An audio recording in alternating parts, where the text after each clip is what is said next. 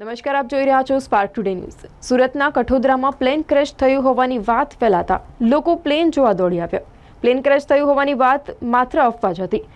5 વર્ષ પહેલા પ્લેન એક રિસોર્ટના શોપીસ માટે બનાવવામાં આવ્યું હતું। આ પ્લેનનો કોઈ ઉપયોગ ન થતા પ્લેનને કઠોદરા સ્થિત ફાર્મ હાઉસ પાસે લાવવામાં આવ્યું। લોકોમાં પ્લેન ક્રેશ થયું હોવાની અફવા ફેલાતા લોકો આ પ્લેનને જોવા ઉમટી પડ્યા હતા। જી, મારું નામ બટુકભાઈ પટેલ છે। અમો આ કઠોદરા વિસ્તારની અંદર અમારું આ ફાર્મ હાઉસ છે।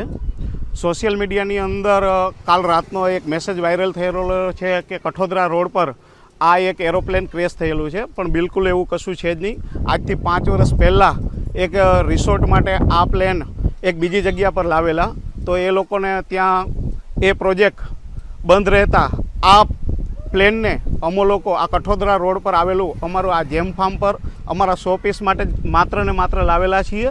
આ કોઈ પ્લેન ક્રેશ થયેલી દુર્ઘટના છે નહીં, તો લોકોએ આવા ખોટા વાયરલ મેસેજથી ગભરાવું નહીં। અહીંયા કોઈ જાનહાની થઈ નથી, કશું જ થયેલું નથી। માત્ર ને માત્ર અમારા આ ફાર્મ હાઉસની શોભા વધારવા માટે જ અમે આ પ્લેન લાવેલા છીએ।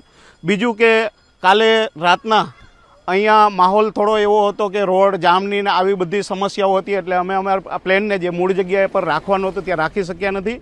આજે રાત સુધીમાં પણ અમે આ પ્લેનને આ રોડ પરથી હટાવી અને અમારા ફાર્મ હાઉસની યોગ્ય જગ્યા પર અમે આને ટ્રાન્સફર કરી આપશી।